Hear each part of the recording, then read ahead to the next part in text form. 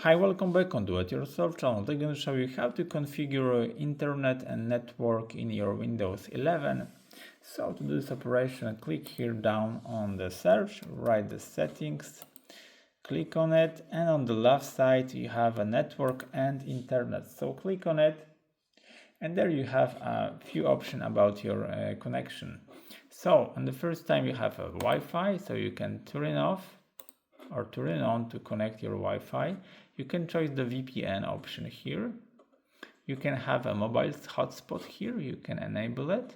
You can enable it a flight mode, proxy, dial-up, and there is advanced network settings here. So you can choose the advanced sharing settings, data usage, hardware connection, and network reset about the settings of your computer.